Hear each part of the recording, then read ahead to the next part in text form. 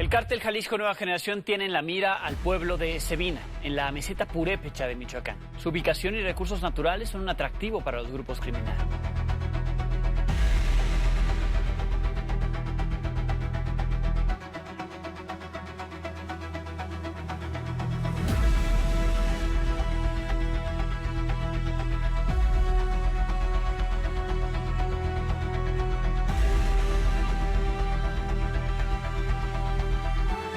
Tierra Caliente, Michoacán, sebuah wilayah di barat daya Meksiko, di mana hukum negara tidak lebih dari sekedar fata morgana.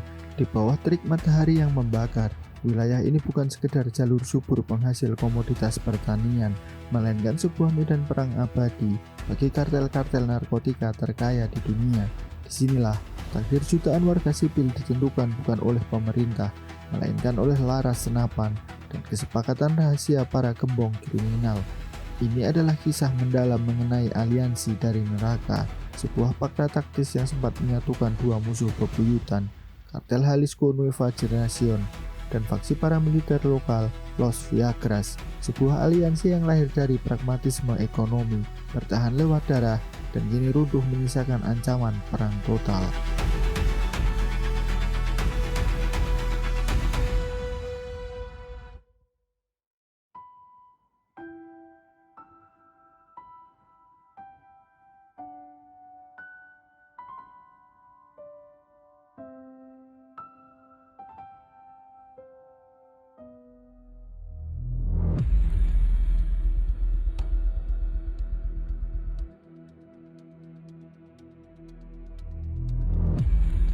Selama bertahun-tahun, satu nama menjadi simbol ketakutan baru di Meksiko, CGNG, di bawah komando Nemesio Esguerra Cervantes, yang lebih dikenal sebagai El Mencho.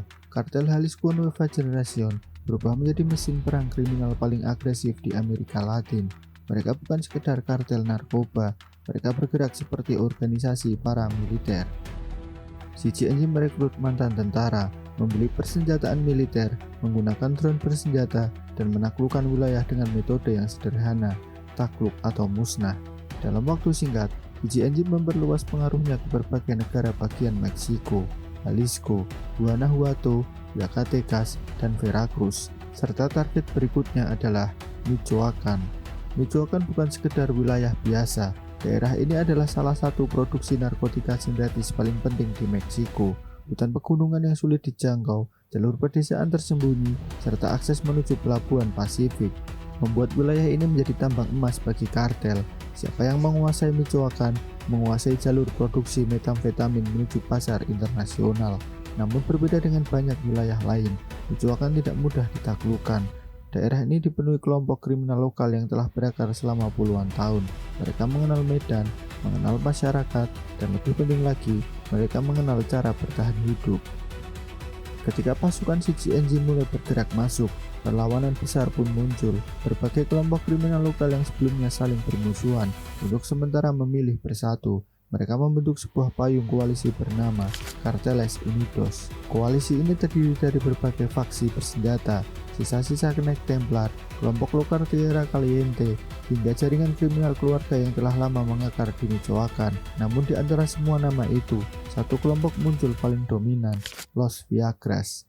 Los Viagras bukan organisasi biasa, mereka lahir dari dunia vigilante, namun perlahan berubah menjadi kerajaan kriminal bersenjata. Kelompok ini dipimpin oleh dinasti Sierra Santana, keluarga yang dikenal memiliki pengaruh kuat di wilayah Tierra Caliente. Berbeda dengan banyak kartel lain yang mengandalkan teror terbuka, Los Viagras menguasai sesuatu yang jauh lebih penting, kendali total. Mereka memahami labirin geografis Michoacán, jalur gunung, desa terpencil, rute logistik rahasia, dan mereka tahu bagaimana membuat pasukan luar tersesat di wilayah mereka sendiri.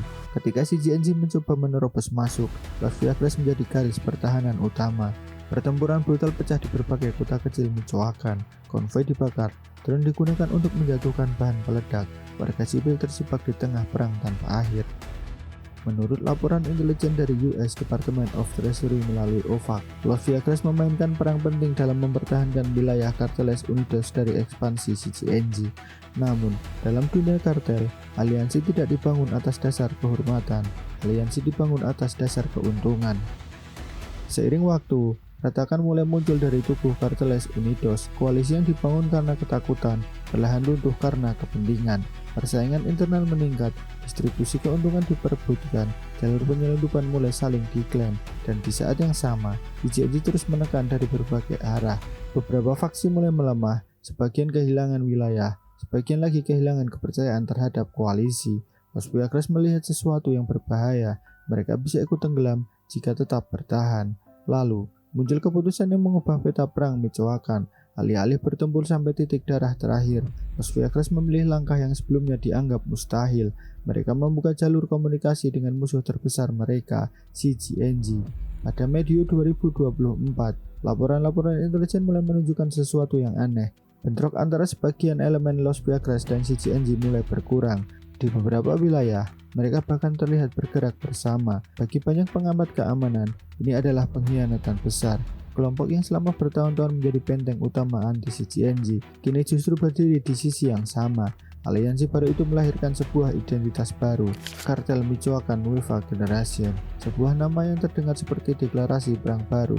Jika sebelumnya Michoacan dipenuhi konflik antar kartel, kini muncul ancaman yang jauh lebih berbahaya, gabungan antara kekuatan militer agresif CGNG dan jaringan lokal milik Los Viagras. Musuh lama kini menjadi sekutu, dan bagi Michoacan, itu bisa menjadi awal dari babak perang yang lebih brutal daripada sebelumnya.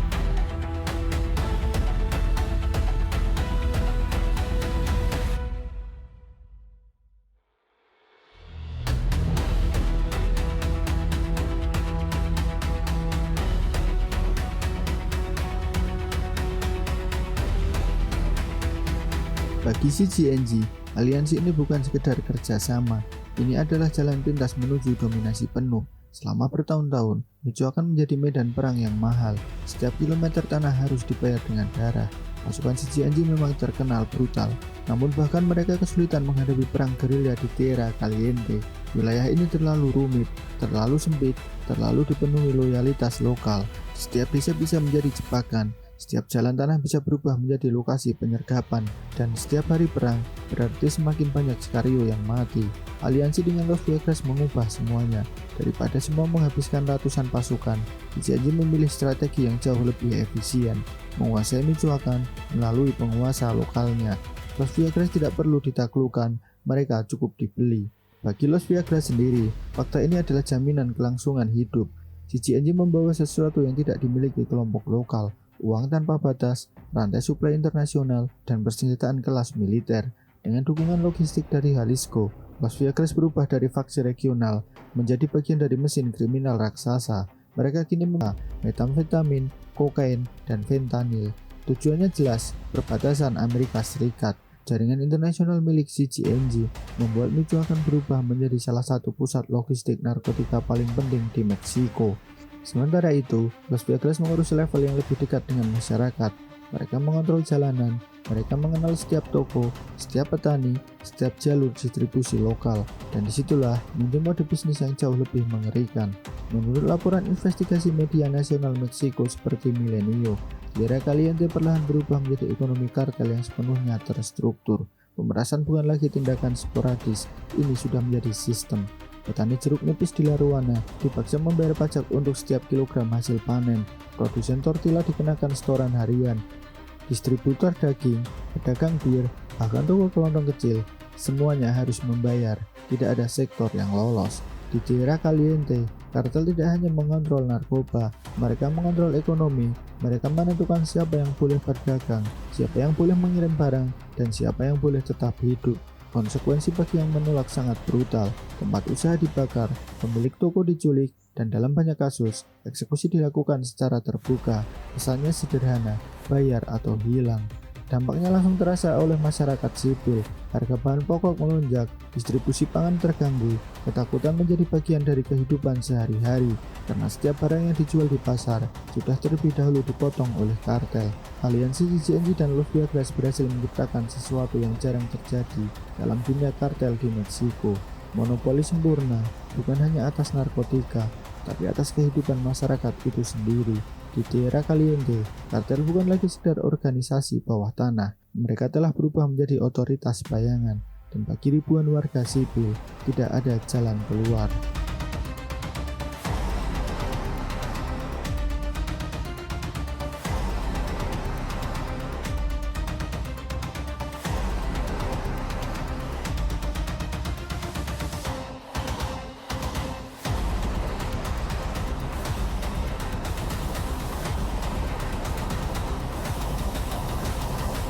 Dalam dunia kartel, kekuatan sering terlihat abadi, namun sejarah Meksiko berkali-kali membuktikan tidak ada kerajaan kriminal yang benar-benar stabil, dan seperti banyak aliansi lain yang dibangun atas dasar uang dan ketakutan, fakta antara CGNG dan Los Viagras sebenarnya sudah membawa benih kehancurannya sendiri.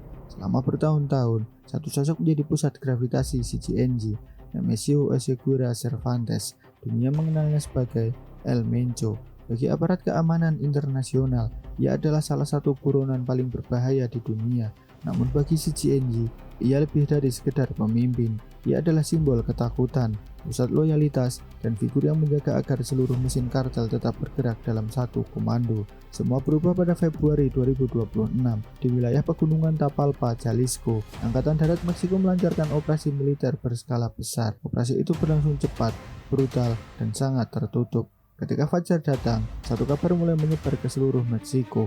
El Mencho tewas. Kematian pemimpin tertinggi CGNG memicu guncangan besar, bukan hanya bagi kartel itu sendiri, tetapi juga bagi seluruh landscape kriminal Meksiko. Karena selama bertahun-tahun, CGNG dibangun di sekitar satu figur, dan ketika figur itu hilang, rantai komando mulai retak. Tanpa El Mencho, komandan-komandan regional mulai bertindak lebih independen. Sebagian besar berusaha mempertahankan wilayah, sebagian lain mulai berebut kekuasaan, dan beberapa memilih jauh lebih agresif demi mengamankan sumber uang mereka sendiri. Retakan paling berbahaya muncul di Buena Vista. Di wilayah itu, muncul satu nama yang mulai memperluas pengaruhnya, Santiago Magalón Quintero, atau yang dikenal dengan nama El Mague. El Mague adalah komandan faksi lokal CGNG yang dikenal ambisius, dan setelah kematian El Mencho, ia melihat peluang. Selama aliansi berjalan, Los Viagras masih memegang kendali besar atas bisnis pemerasan lokal. Mereka mengontrol setoran pasar, pajak petani, distribusi barang, dan jalur ekonomi sipil di Tierra Caliente.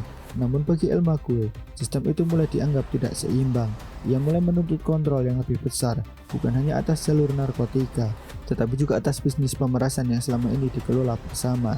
Singkatnya, CGNG ingin mengambil posisi keuntungan yang lebih besar, dan itu berarti mengurangi kekuasaan Los Viagras. Bagi Los Viagras, tuntutan itu bukan sekedar masalah uang, ini soal kedaulatan. Mereka merasa Tierra Caliente adalah tanah mereka, mereka yang mengenal wilayah itu, mereka yang menjaga jaringan lokal, mereka yang bertahun-tahun mempertahankan daerah tersebut dari invasi luar. Dan kini, setelah CGNG makin kuat, mereka justru diperlakukan seperti bawahan. Ketegangan mulai meningkat secara perlahan. Di beberapa titik, anggota kedua kelompok mulai saling mencurigai. Pembagian keuntungan diperdebatkan, pos pemeriksaan mulai dipenuhi ketegangan, dan komunikasi internal berubah menjadi ancaman terselubung. Selama beberapa minggu, aliansi itu masih bertahan di permukaan. Namun di balik layar, kedua pihak sebenarnya sudah bersiap untuk kemungkinan terburuk. Karena dalam dunia kartel, ketika uang mulai diperebutkan, persahabatan biasanya tinggal menghitung waktu. Pada titik ini, aliansi CGNG dan Los Viagras tidak lagi dibangun atas kepercayaan.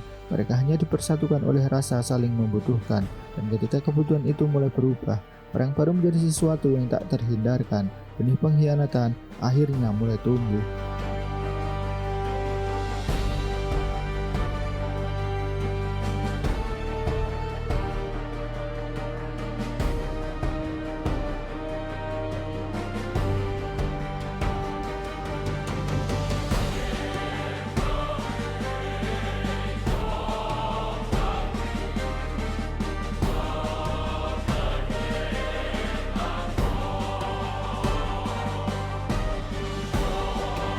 Setiap aliansi kartel selalu memiliki tanggal kadaluarsa, dan di Michoacán, tanggal itu akhirnya tiba pada Mei 2026. Setelah hampir 2 tahun bekerja sama, fakta antara CGNG dan Los Viagras resmi runtuh. Tidak ada negosiasi damai, tidak ada pengumuman resmi, tidak ada deklarasi politik. Karena di dunia hitam Meksiko, putusnya aliansi tidak diumumkan lewat kata-kata, melainkan lewat mayat. La Ruana menjadi titik ledakan pertama. Wilayah yang sebelumnya berada di bawah kontrol bersama mendadak berubah menjadi medan perburuan. Beberapa anggota Los Viagras dilaporkan diculik. Mereka kemudian ditemukan dalam kondisi mengenaskan. Tubuh mereka dibuang di tempat umum bersama sebuah narko mensanje. Pesan itu sederhana, namun jelas. CGNG menyatakan perang. Dalam hitungan jam, aksi balasan langsung dilakukan. Los Viagras menculik seorang pemuda yang diduga terafiliasi dengan jaringan intelijen CGNG lain, termasuk Mesete Purepeka. CGNG diperkirakan akan mengerahkan seluruh doktrin militer mereka, dan itu berarti Michoacan bersiap menghadapi salah satu perang kartel paling brutal dalam beberapa tahun terakhir.